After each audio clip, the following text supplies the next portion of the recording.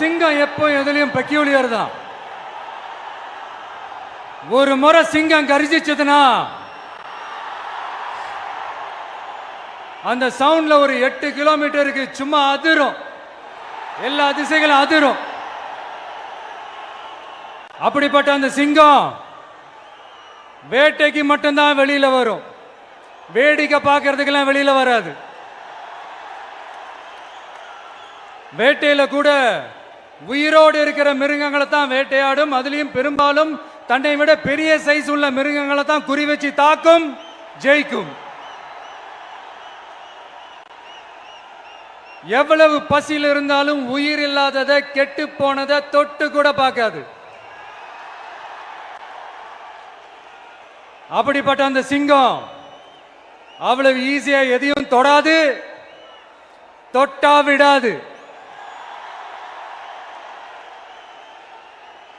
காட்டோட 4 பக்கமும் marking my டெரிட்டரின்னு தன்னுடைய பவுண்டரியை தானே வகுக்கும். அப்படிதான் அந்த காட்டையை தன்னோட கண்ட்ரோல்ல வச்சிருக்கும். சிங்கத்துக்கு கூட்டத்தோட இருக்கிறதுக்கும் தெரியும், தனியா இருக்கிறதுக்கும் தெரியும். அப்படியே தனியா வரணும்னு நினைச்சாலும் அஞ்சாம அலட்டிக்காம சும்மா கெத்தா தனியா வந்து அத்தனை பேருக்கும் தண்ணி காட்டும். எப்போ எதிலையும் தன்னோட தனித்தன்மையை இழக்கவே இழக்காது. Yes, a lion is always a lion.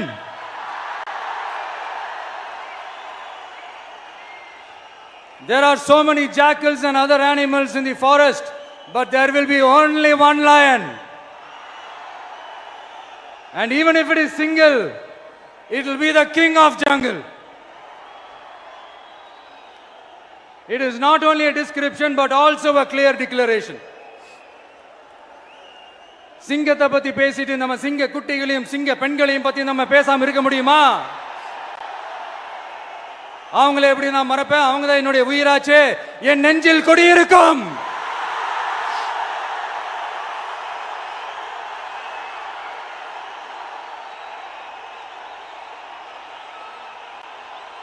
என்னுடைய தோழர்களுக்கும் தோழிகளுக்கும்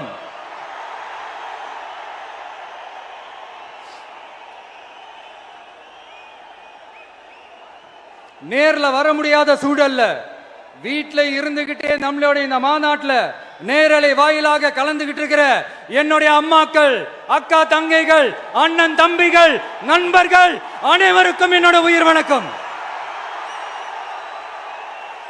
என்னோட உயிர் வணக்கம், என்னோட உயிர் வணக்கம்.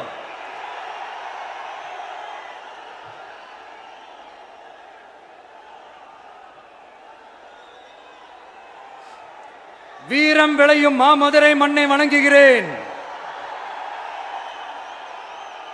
இந்த மதுரைனாலே உடனே ஞாபகத்துக்கு வரது சீறி பாஞ்சி துள்ளி குதிக்கிற யாருக்கும் அடங்காத காளைகள் விளையாடுற அலங்காநல்லூர் ஜல்லிக்கட்டு தான். நம்ம வைகை ஆறு தான். அழகர் ஆத்துல இறங்குற வைபவம், மதுரை மீனாட்சி அம்மன். இந்த மண்ணோட உண்மையான குணம் உணர்வு பூர்வமான மண் இது. அது மட்டும் இல்ல, இந்த மண்ணில் வாழ்ற மக்களும் அப்படித்தான் உணர்வு பூர்வமான ஆளுங்க. நான் இந்த மண்ணில் கால் எடுத்து வச்ச உடனே ஒரே ஒருத்தரை பத்தி தான் மனசுக்குள்ள ஓடிக்கிட்டே இருந்தது. அவர் யாருன்னு உங்களுக்கும் தெரிஞ்சிருக்கும். சினிமானாலும் சரி, அரசியல்னாலும் சரி, நமக்கு ரொம்ப ரொம்ப பிடிச்சது புரட்சி தலைவர் எம்ஜிஆர் அவர்கள் தான். அவரோட பழகிறதுக்கு எனக்கு வாய்ப்பு கிடைக்கல. ஆனா அவரை மாதிரியே குணம் கொண்ட என்னுடைய அண்ணன் புரட்சி கலைஞர் கேப்டன் விஜயகாந்த் அவர்களோட பழகிறதுக்கு எனக்கு நிறையவே வாய்ப்பு கிடைச்சது. அவரும் இந்த மதுரை மண்ணை சேர்ந்தவர் தானே, அவரை மறக்க முடியுமா?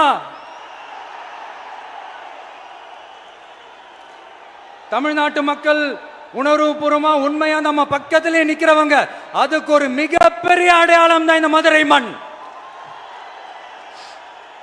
நம்ம தமிழக வெற்றி கழகம் கையில் எடுத்திருக்கிற அரசியலும் அப்படித்தான். உண்மையான அரசியல், உணர்வு பூர்வமான அரசியல், நல்ல அரசியல், நல்லவங்களுக்கான அரசியல், நாட்டு மக்களுக்கான அரசியல், நல்லது மட்டுமே செய்கிற அரசியல்.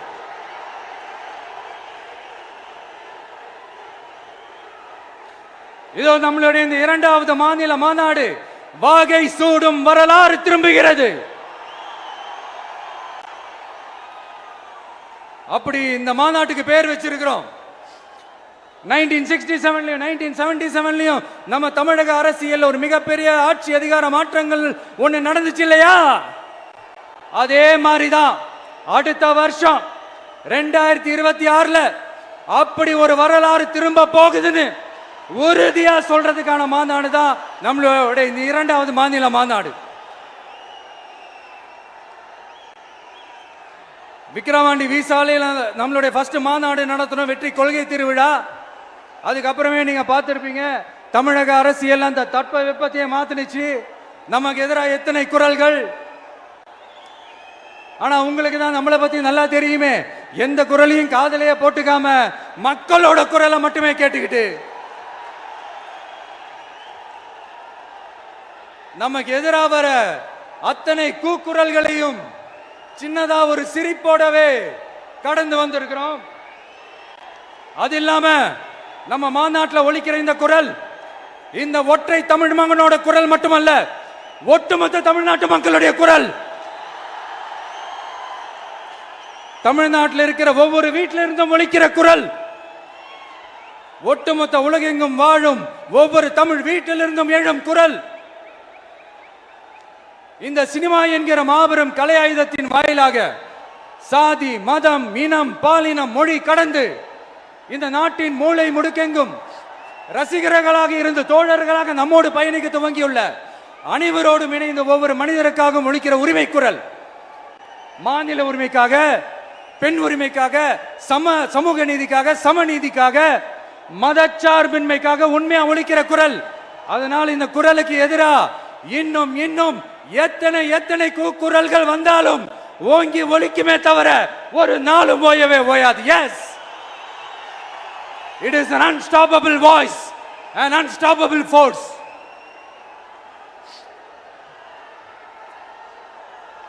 நம்ம அரசியலுக்கு வர்றதுக்கு முன்னாடி அட இவரெல்லாம் வர மாட்டாரியா, அவரே வரல, இவரே வரல, இவருங்க வர போறாரு அப்படின்ட்டு நிறைய பேர் ஜோசியம் சொன்னாங்க.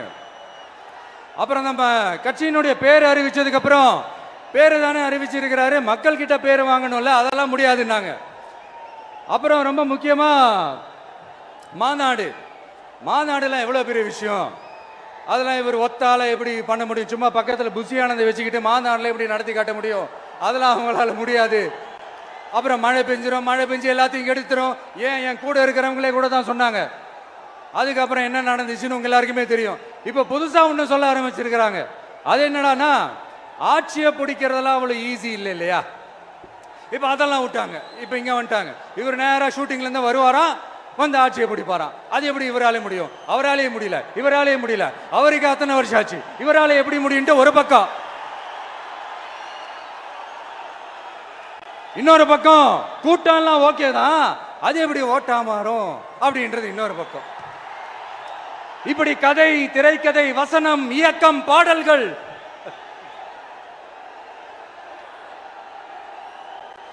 அதனால இந்த அரசியல் ஆய்வாளர்களுக்கு நான் சொல்றதெல்லாம் ஒன்னேதான், நல்லா கேட்டுக்கங்க. இந்த விஜய் ஏதோ இந்த பல லட்சம் பேர் கூடுற கூட்டத்தில் மட்டுமே இருக்கிறாரு அப்படின்னு மட்டும் தப்பு கணக்கு போட்டாதீங்க. ஏன்னா நம்மளுடைய இந்த கூட்டம் வெறும் ஓட்டா மட்டும் இல்லைங்க, வரப்போற தேர்தலில் மக்கள் விரோத ஆட்சியாளர்களுக்கு நாம வைக்க போற வேட்டா, நம்மளை கோட்டைக்கு அனுப்ப போற ரூட்டா இருக்க போதுன்னு சீக்கிரமாவே தெரிஞ்சுப்பீங்க. ஏன்னா கோடிக்கணக்கானவங்களோட ஹார்ட்லயும் வீட்லயும் ஏற்கனவே ஆல்ரெடி உயிரா, உணர்வா, உறவா இருக்கிறோம். நம்மளுடைய கனெக்ட் எல்லாம் வெறும் மக்களோட மட்டும்தான். நாம யாருன்னு அவங்களுக்கு தெரியும், அவங்க யாருன்னு நமக்கு தெரியும். நாமளும் நம்ம மக்களும் எப்படி இருக்கிறோம்னு எதிரிங்களுக்கு நல்லாவே தெரியும்.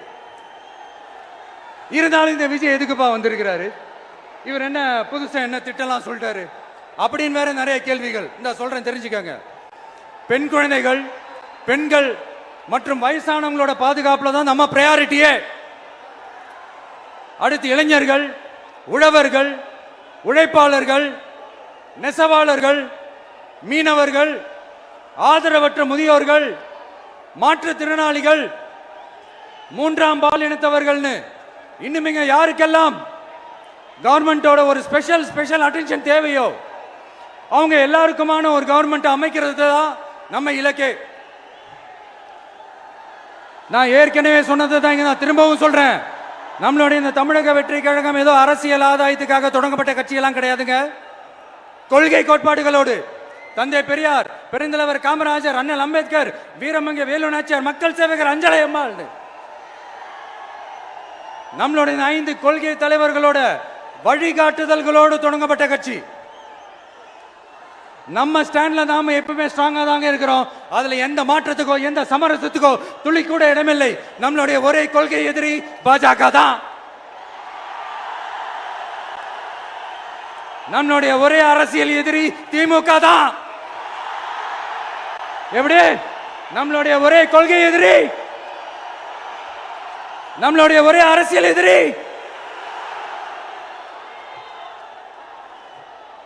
ஏதோ அண்டர் கிரவுண்ட் ஆதாயத்துக்காக டீல் போட்டுக்கிட்டு டீல் பேசிக்கிட்டு இந்த அலையன்ஸ் வச்சுக்கிட்டு இந்த ஊரை ஏமாத்துற கட்சி எல்லாம் நம்ம டிவிக்கே கிடையாதுங்க.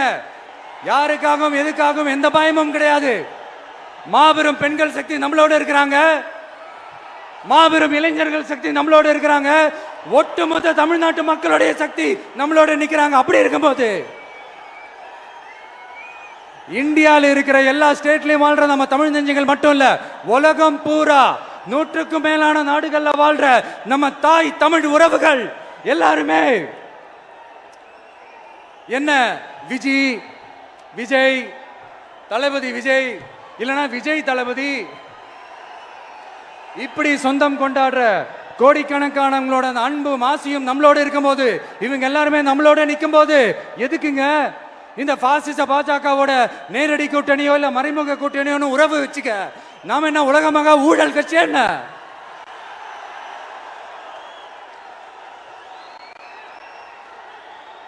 நம்மளை பத்தி சின்னதா ஒரு உண்மை ஒண்ணு சொல்லலாமா? என்னடா இவர் வாயால இப்படி சொல்றாருன்ட்டு யாரும் தவறா நினைச்சுக்க வேணாம். ஏன்னா இது ஒரு விதத்துல ஒரு ஃபேக்டும் கூட. அதனாலதான் நான் சொல்லணும்னு ஆசைப்படுறேன். நம்ம யார் தெரியும்ல? நாம எல்லாருமே சொல்றேன். நாம யார் தெரியும்ல? இந்தியாவின் மாபெரும் மக்கள் சக்தி கொண்ட ஒரு மகத்தான வெகுஜன மக்கள் படை.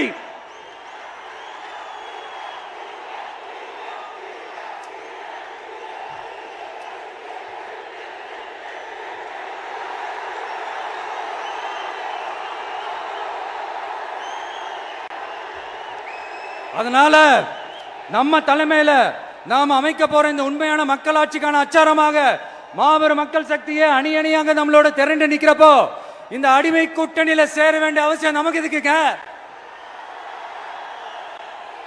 நம்மளுடைய இந்த கூட்டணி சுயம் இழந்த கூட்டணியெல்லாம் இருக்காது, சுய மரியாதை கூட்டணியா தான் இருக்கும். இந்த ஒரு பக்கம் RSS கிட்ட அடிபணிஞ்சுக்கிட்டு, இன்னொரு பக்கம் மதச்சார்பற்ற கூட்டணின்னு இந்த மக்களை ஏமாத்துற கூட்டணியெல்லாம் நம்ம கூட்டணி இருக்காது.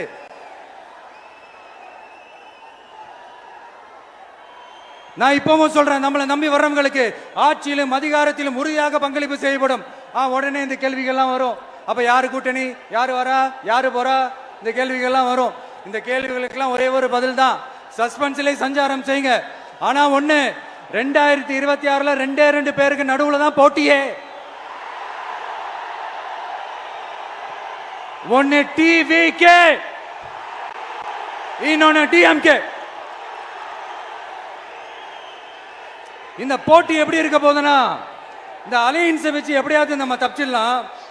என்ன இந்த பழைய இந்த மேத்தமேட்டிக்ஸ், அரித்மேட்டிக்ஸ் இதெல்லாம் வச்சு எப்படியாவது நம்ம தப்பிச்சிடலாம் அப்படின்னு நினைக்கிறவங்களோட அந்த கனவு ஒரு நாளும் மைப்படாது. சரி, இப்ப நம்ம வேற ஒரு ஏரியாவுக்கு ஒண்ணு வருவோம். எதிர்காலம் வரும், என் கடமை வரும், இந்த கூட்டத்தின் ஆட்டத்தை ஒழிப்பேன்.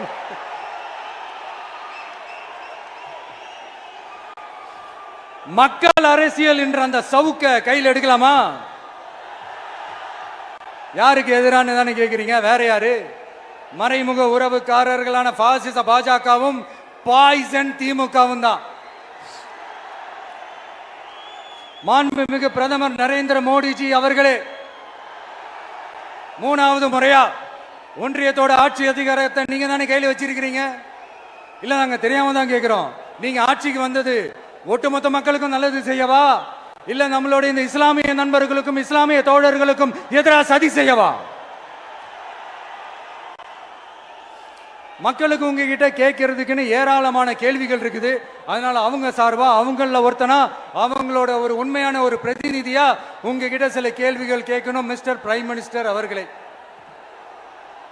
நம்ம தமிழ்நாட்டு மீனவர்கள் கிட்டத்தட்ட ஒரு 800 பேருக்கு மேல இலங்கை கடற்படையால தாக்கி அழிக்கப்பட்டிருக்கிறாங்க. அதை கண்டிக்கிறதுக்காக உங்களை பெருசா எதுவும் செய்ய சொல்லல, சின்னதா ஒண்ணே ஒண்ணு மட்டும் செஞ்சு கொடுங்க. இனிமேலாச்சும் எங்களுடைய மீனவர்கள் பாதுகாப்பா இருக்கிறதுக்காக இந்த கச்சத்தீவை இலங்கை கிட்ட இருந்து மீட்டு கொடுத்துருங்க, அது போதும். உங்களுடைய இந்த முரட்டு பிடிவாதத்தால நீங்க நடத்துற இந்த நீட்டு தேர்வு, அதனால இங்க என்னென்ன நடக்குதுன்னு சொல்றதுக்கே மனசு வலிக்குது.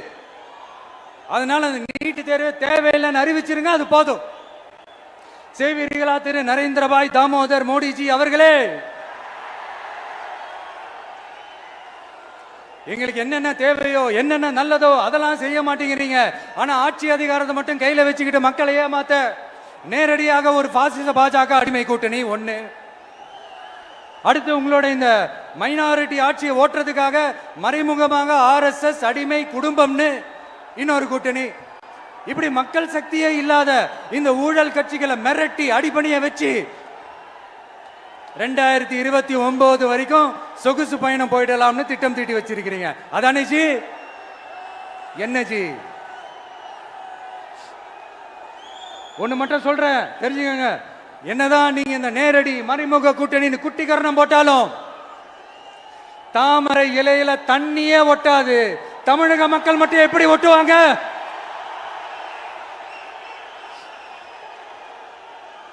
இங்க ஒரு MP சீட்டு கூட தரலன்றதுக்காக தமிழ்நாட்டுக்கும் தமிழ்நாட்டு மக்களுக்கும் எதுவுமே செய்யாம ஓரவஞ்சனை செய்யுது இந்த ஒன்றிய பாஜக அரசு. சங்கம் வச்சு தமிழ் வளர்த்த மண் இந்த மதுரை மண். அதனால இங்க அந்த கீழடியில கிடைச்ச ஆதாரங்களை எல்லாம் மறைச்சிட்டு எங்க நாகரிகத்தையும் எங்க வரலாறையும் அழிக்கிறதுக்காக உள்ளடி வேலை செய்யலாம்னு நினைக்கிறீங்க. தமிழ்நாட்டை தொட்ட என்ன நடக்கும் நீங்க பல உதாரணங்கள் இருக்குது. அதனால இதையெல்லாம் மறைச்சிட்டு எங்க மக்களை ஏமாத்திடலாம்னு மட்டும் நினைக்காதீங்க. மத நல்லிணக்கத்திற்கு பெயர் பெற்ற இந்த மதுரை மண்ணிலிருந்து சொல்றேன், உங்க எண்ணம் எல்லாம் ஒரு நாளும் ஈடேறாது.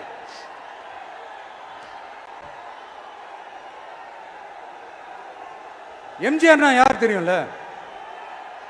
அவர் மாஸ்னா என்னன்னு தெரியும்ல? அவர் உயிரோடு இருக்கிற வரைக்கும் அந்த CM சீட்டை பத்தி ஒருத்தராலையும் நினைச்சு கூட பார்க்க முடியல, கனவு கூட காண முடியல. எப்படியாவது அந்த CM சீட்டை என்கிட்ட கொடுத்துருங்க, என் நண்பர் எம்ஜிஆர் திரும்ப வந்ததுக்கு அப்புறம் நான் திருப்பி கொடுத்துறேன்னு தன்னோட எதிரியை கூட மக்கள் கிட்ட கெஞ்ச வச்சவர் எம்ஜிஆர். எப்படி கெஞ்ச வச்சவர்? அதனால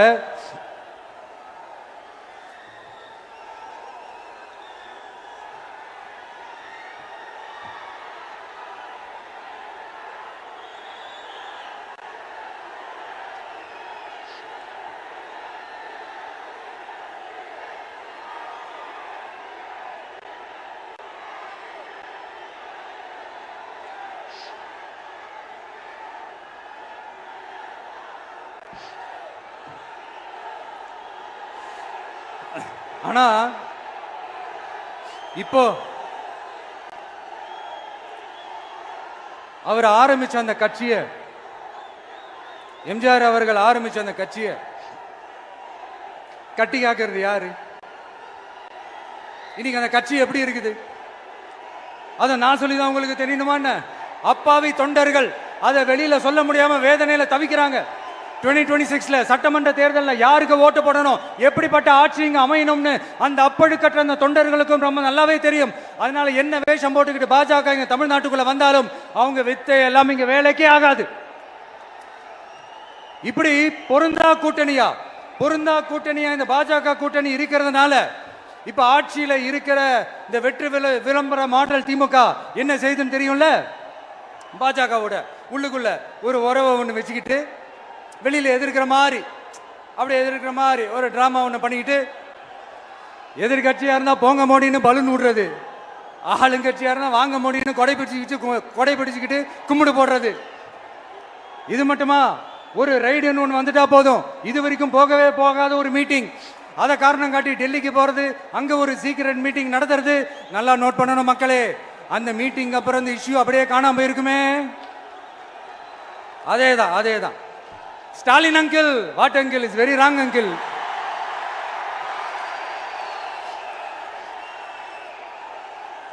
இப்படி தமிழ்நாட்டில் இப்ப நடக்கிற இந்த ஆட்சியினுடைய லட்சணத்தை பார்த்துக்கிட்டு நாம எப்படி சும்மா இருக்க முடியும்? ஒரு தவறு செய்தால், அதை தெரிந்து செய்தால், அவர் கபட நாடக மு.க. ஸ்டாலின் அங்கிளாகவே இருந்தாலும், அங்கிள் உங்களுக்கு மனசாட்சின்னு ஒன்று இருந்துச்சுன்னா நாங்க கேட்கிற கேள்விகளுக்கு மட்டும் கொஞ்சம் பதில் சொல்லுங்க அங்கிள். நீங்க நடத்துற இந்த ஆட்சியில நேர்மை இருக்கா? நியாயம் இருக்கா? ஊழல் இல்லாம இருக்கா? சட்டம் ஒழுங்கு சரியா இருக்கா? பெண்களுக்கு பாதுகாப்பு இருக்கா? பொதுமக்களுக்கு பாதுகாப்பு இருக்கா? இயற்கை வளங்களுக்கு பாதுகாப்பு இருக்கா? சொல்லுங்க மை டியர் அங்கிள், சொல்லுங்க. டாஸ்மாக்ல மட்டுமே இது வரைக்கும் 1000 கோடிக்கு மேல ஊழல்னு சொல்றாங்க. அதுல மட்டுமா தப்பு நடக்குது? வேற எதுல தான் நடக்கல? உலகத்திலே மிஸ்டர் கிளீன் ரெக்கார்ட்ஸ் எல்லாம் உங்களுக்கும் உங்க கூட இருக்கிறவங்களுக்கும் மட்டும்தான் அங்கிள் கொடுக்கணும். இதை பார்த்து வாயே இல்லாத ஊரு கூட வயிறு வலிக்கு சிரிக்குது. பெண்களுக்கு 1000 ரூபாய் கொடுத்துட்டீங்கன்னா போதுமா அங்கிள்? அப்படியே அது மூடி மறைச்சிடலான்னு பாக்குறீங்களா? படிக்கிற இடத்துல, வேலைக்கு போற இடத்துல, வெளியில போற இடத்துலன்னு அவங்களுக்கு பாதுகாப்பே இல்லைன்னு ஒட்டுமொத்த பெண் பிள்ளைங்களும் பெண்களும் கதறாங்க. அந்த கதறல் சத்தம் ஏதாவது உங்க காதுல கேக்குதா அங்கிள்? இதுல வேற உங்க அப்பான்னு கூப்பிடுறாங்கன்னு வேற சொல்றீங்க. What is this uncle? Is very very wrong uncle, is very very wrong. பெண்களுக்கு மட்டுமா பொய் வாக்குறுதி கொடுத்து ஏமாத்துறீங்க? அரசு ஊழியர்கள், ஆசிரியர்களை ஏமாத்துறீங்க, விவசாயிகளை ஏமாத்துறீங்க, பரந்தூர்ல பாதிப்பே வராதுன்னு சொல்லி ஏமாத்துறீங்க, மீனவர்களை ஏமாத்துறீங்க, போதைப் பொருள் கலாச்சாரத்தை ஒழிக்காம ஏமாத்துறீங்க. ஐயோ ஐயோ ஐயோ, very very first uncle, very very first. எப்படி கேட்டாலும் இவங்க கிட்ட இருந்து எந்த பதிலும் வரப்போறதில்லை. ஏன்னா இருந்தா தானே. இப்ப ஆட்சியில இருக்கிற நம்மளுடைய அங்கிள் பதில் சொல்றது இருக்கட்டும். மக்களை நீங்க சொல்லுங்க, நீங்க உண்மையை சொல்லுங்க. செய்வோம் செய்வோம் செய்வோம் செய்வோம்னு சொன்னாங்களே, சொன்னதெல்லாம் செஞ்சாங்களா? உங்களை தான் கேக்குறேன், சொன்னதெல்லாம் செஞ்சாங்களா? சத்தமா சத்தமா மை டியர் அங்கிள், கேக்குதா? மக்களோட சத்தம் கேக்குதா? இது வெறும் சாதாரணமான முழக்கம் தான். கூடிய சீக்கிரம் மக்களை போய் சந்திக்க போறேன், அவங்களோட மனசு விட்டு பேச போறேன். அதுக்கப்புறம் இந்த சாதாரணமான முழக்கம் இடி முழக்கமா மாறும். அத்தோட நிக்காது, அந்த இடி முழக்கம் தமிழ்நாட்டோட போர் முழக்கமா மாறும். அந்த போர் முழக்கம் உங்களை ஒரு நிமிஷம் கூட தூங்க விடாது. நடக்குதா இல்லையான்னு பாருங்க. என்னடா இவன் இவ்வளவு ஸ்ட்ராங்கா சொல்றானேன்னு பாக்குறீங்களா? எல்லாரும் கட்சி ஆரம்பிச்சதுக்கு அப்புறம் தான் ஒவ்வொரு வீட்டுக்குள்ளேயும் போறதுக்கு ட்ரை பண்ணுவாங்க. ஆனா நாங்க அப்படி இல்லை. ஒவ்வொரு வீட்டுக்குள்ளேயும் போனதுக்கு அப்புறம் தான் கட்சியாவே ஆரம்பிச்சிருக்கிறோம்.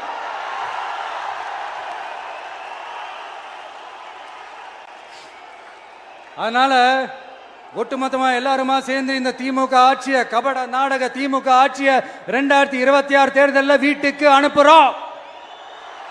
வீட்டுக்கு அனுப்புறோம். என்ன நண்பா, சரிதானே? என்ன நம்பி செய்வீர்கள் தானே? இப்போ உங்களுக்கு சின்னதா ஒரு சர்ப்ரைஸ். நம்ம கட்சியினுடைய வேட்பாளர் பட்டியலை இப்ப நான் அறிவிக்க போறேன். மதுரை கிழக்கு வேட்பாளர் விஜய். இன்னும் முடிக்கல. ஒரு நிமிஷம், இன்னும் முடிக்கல. மதுரை மேற்கு வேட்பாளர் விஜய். மதுரை மத்தி வேட்பாளர் விஜய். மதுரை தெற்கு வேட்பாளர் விஜய். மதுரை வடக்கு வேட்பாளர் விஜய். மேலூர் விஜய். சோழவந்தான் விஜய். திருப்பரங்குன்றம் விஜய். திருமங்கலம் விஜய். உசிலம்பட்டி விஜய்.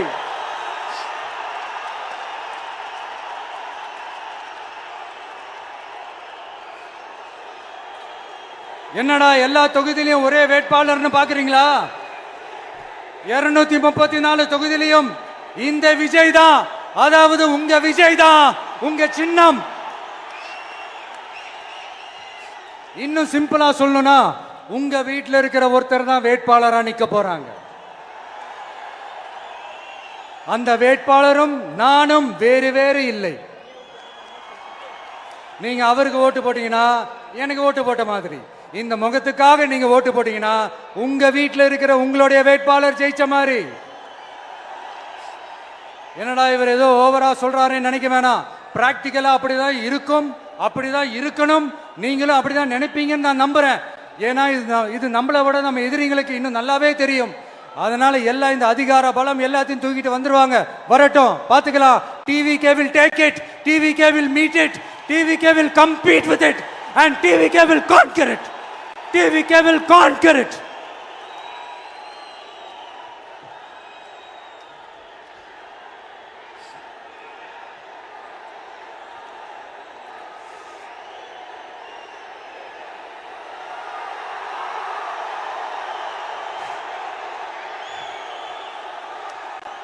இந்த நேரத்தில் நம்ம மனசுல இருக்கிறத மக்கள் கிட்ட சொல்லி ஆகணும். தூத்துக்குடி ஸ்னோலினோட அம்மா என்ன அவங்களோட தம்பி, இன்னும் அவங்க பொண்ணுக்கு நான் தாய் மாமன்னு சொன்னாங்க. அந்த அக்காவோட குழந்தைங்க மட்டும் இல்லைங்க, என்ன அண்ணனா தம்பியா நினைக்கிற தமிழ்நாட்டில் இருக்கிற என்னோட எல்லா சகோதரிகளின் குழந்தைகளுக்கும் நான் இன்னைக்கு மட்டும் இல்ல, என்னைக்குமே ஒரு தாய் மாமனா தான் இருப்பேன். நீங்க எல்லாரும் என்னுடைய ரத்த உறவு, கூட பிறந்த பொறுப்பு.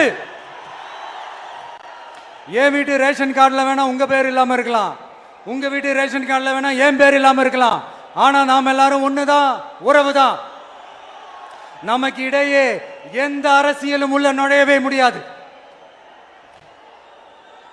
என்கிட்ட இருந்து உங்களையும் உங்ககிட்ட இருந்து என்னையும் எந்த சக்தியாலும் பிரிக்கவே முடியாது. அப்புறம் நான் ஒன்னும் இந்த மார்க்கெட் போனதுக்கு அப்புறம், ரிட்டையர் ஆனதுக்கு அப்புறம் அடைக்கலம் தேடி அரசியலுக்கு வரல. படைக்கலனோட வந்திருக்கிறோம். பவர்ஃபுல் போர்ஸோட, மாபெரும் படை வரிசையோட, எல்லாத்துக்கும் தயாராகி தான் வந்திருக்கிறோம். இவ்வளவு தயாரா நாம அரசியலுக்கு வர்றதுக்கு ரொம்ப ரொம்ப முக்கிய காரணம் ஒண்ணு இருக்கு. அது என்ன தெரியுமா?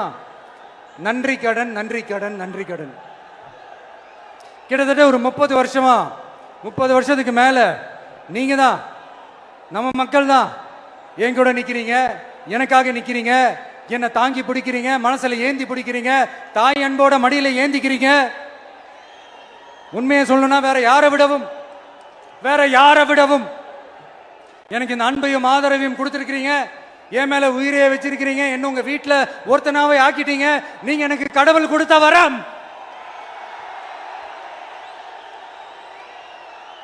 உலகம் பூரா நமக்காக நம்ம கூட நிக்கிற நம்ம மக்களை நான் எப்படி மறப்பேன்?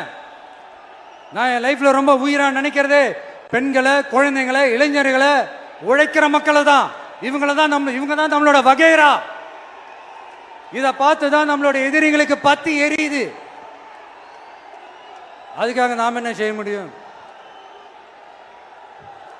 அதனால நம்ம உறவுகளை, சொந்தத்தை, வகைராவை யாருக்காகவும் எதுக்காகவும் விட்டு கொடுக்க முடியாது இல்லையா?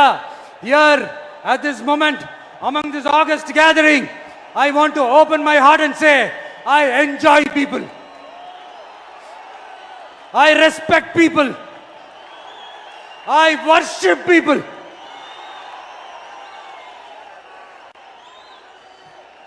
சரிப்பா, இவ்வளவு செஞ்ச நம்ம மக்களுக்கு நன்றி கடனா உன்னால முழுமையா செலுத்த முடியுமான்னு கேட்டா சத்தியமா சொல்றேன், என்னால முடியாதுதான். இன்னும் எத்தனை ஜென்மம் எடுத்தாலும் அந்த நன்றி கடனை என்னால தீர்க்கவே முடியாது. அப்புறம் என்ன மானாவுக்கடா நீ வந்திருக்க அதானே கேக்குறீங்க? மைண்ட் வாய்ஸ் கேட்ட மாதிரி இருந்தது. வாழ்நாள் முழுக்க நம்ம மக்களுக்காக ஆதரவா துணையா நிக்கிறத தவிர, அவங்களுக்காக உழைக்கிறத தவிர எனக்கு வேற எந்த எண்ணமும் இல்லை. எனக்கு இப்ப வேற வேலையும் இல்லை. இனிமே எனக்கு இதுதான் என் வேலையே, என் கடன் இனி என் மக்களுக்கு பணி செய்து கிடப்பதே. இப்படியா ஹார்ட் டு ஹார்ட் யதார்த்தமா பேசிய பழகிட்டோம். இதுக்கு மேலேயும் எனக்கும் மக்களுக்கும் இடையே இருக்கிற அந்த உறவை பத்தி நான் பேச ஆரம்பிச்சேன்னா ஒரு மாதிரி எமோஷனல் ஆகிடுவேன். அப்புறம் அதை கண்ட்ரோல் பண்ணுறது ரொம்ப கஷ்டம். அதனால என்னை மனசார நேசிக்கிற நம்ம மக்களுக்கு ஒன்னே ஒன்று சொல்றேன். இந்த விஜய் உங்க விஜய், உங்களுக்கான விஜய், உங்களுக்காக மட்டுமே இருக்கிற விஜய். உங்க கூட நிக்க, உங்களுக்காக நிக்க, உண்மையா நிக்க, உணர்வோட நிக்க, உறுதியா நிக்க, உங்க கூட பேச, உங்களுக்காக பேச, உண்மையா பேச, உணர்வோட பேச, உறுதியா பேச, உங்களுக்காக சேவை செய்ய உங்க விஜய் நான் வர.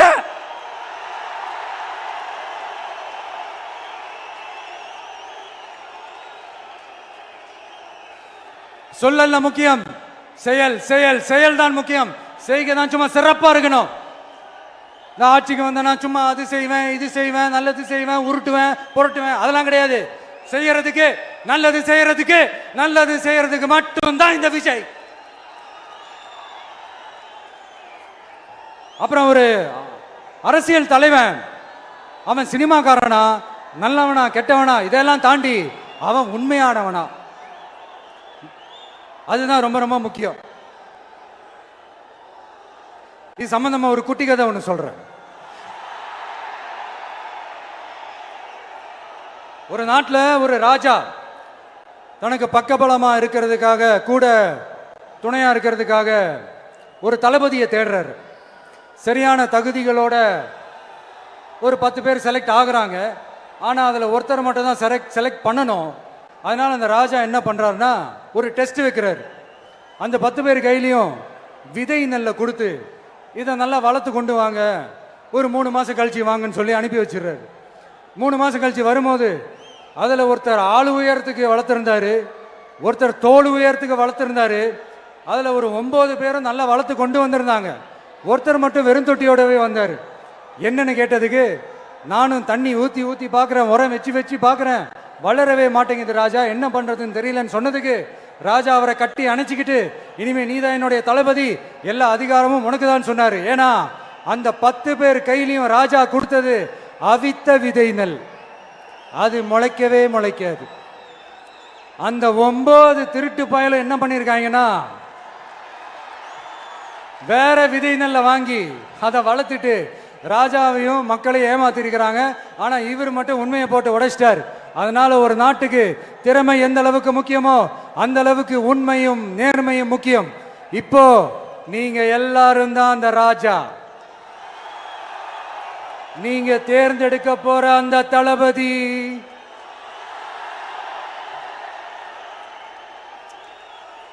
சும்மா சினிமாக்காரன் சினிமாக்காரன் சினிமாக்காரன். அம்பேத்கர் அவர்களை தோக்கடிச்சது சினிமாக்காரன் இல்ல, அரசியல்வாதி.